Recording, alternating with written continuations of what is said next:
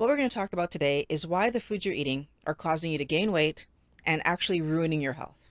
I know that you learned from your mother, your doctor, maybe even your nutritionist, what foods you should be eating if you want to have a healthy and stable weight.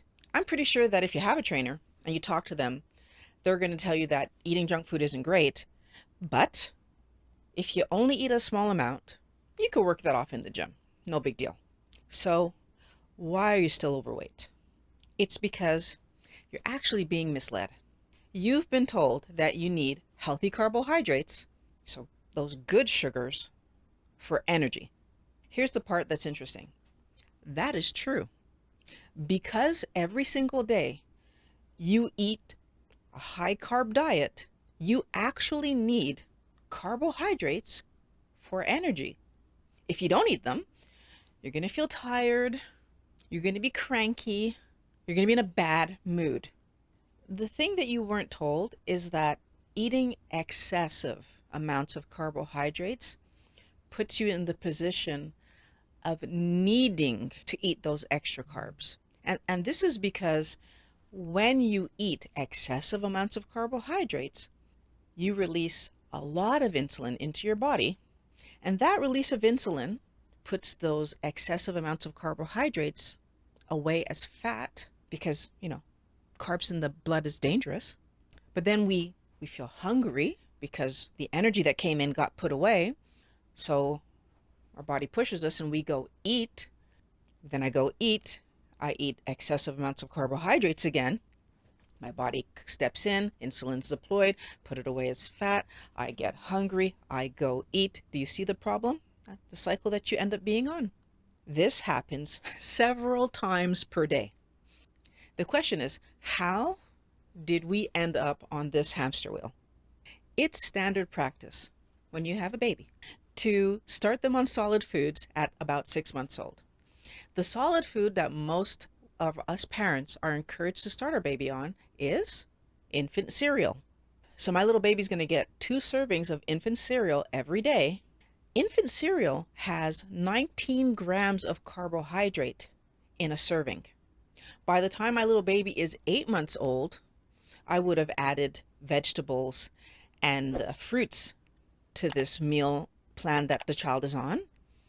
So for example, baby carrots have 9 grams of carbs in a serving, and baby bananas have 25 grams of carbs in a serving. Wellness warrior, what I want you to think about is that the average 6-month-old baby is about 16-ish pounds. And I'm feeding that child 2 servings of cereal, which is 38 grams of carbs every day. And if you happen to be wondering, 1 serving of cereal has 3.5 grams of fat and 3.5 grams of protein. With the sugar in our baby's cereal being 5 times more than the protein or fat, is there any question mark in our minds why we chase sugar as children, teenagers, and adults? We're actually being set up to chase sugar. I just told you how much sugar there is in baby food. Were you aware that there was that much sugar in the food that you fed your baby or that you were fed as a baby? How much sugar is in the food that you're eating right now? Do you even know?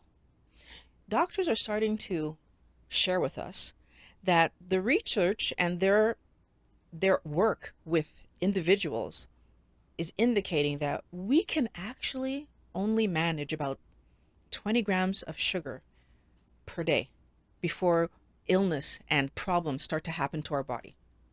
And I really want you to think about that. A serving of baby cereal, which works out to be about 2 heaping tablespoons of food, is almost the same amount as what an adult can manage in a full day. Now, I'm pretty sure that when you make your meal, it's more than 2 heaping tablespoons of baby cereal. How much sugar are you eating every single day? The reason that the foods you're eating are causing weight gain and poor health is because you don't actually know how much sugar you're eating every day. But Your body knows. Your body knows because your body is living the repercussions of the extra sugar that you eat every day. Your body reacts by producing insulin to save you from poisoning yourself with too much sugar in your blood. Wellness warrior, how are you going to get your health and your weight under control if you don't know how much sugar, so carbohydrate, is in the food that you're eating? I want you to think about it like you're trying to prepare for retirement. You're going to go see your accountant and they're going to ask you, okay, let's do a budget so that you can be prepared for, life when you retire. So, how much do you spend on internet? And your answer is, I don't know. How much do you spend on groceries? And your answer is, I don't know. How much do you spend on electricity? I don't know. How am I supposed to help you to plan and budget for your retirement if you don't know how much you spend on the things that you use every day? And how are you supposed to manage and regulate your health and weight if you don't know how much sugar is in the food you're eating, which is causing your insulin to spike and store fat on your body? Since the doctors tell us that 20 grams for most people is the safe amount that they can eat before problems start to happen, it's up to you to track your food, which means I weigh everything I eat, put it in a calculator, and know how much sugar was in it so that I can make sure that I stay under 20 so that my body isn't struggling with sugar and can actually take care of me by building a healthy me and repairing any problems that are happening internally. If you're not sure how to track, click on this video right here where I'm going to walk you through the steps so that you can track your food and make sure that you're in the healthiest possible body and live a happy life going forward. I'll see you over there.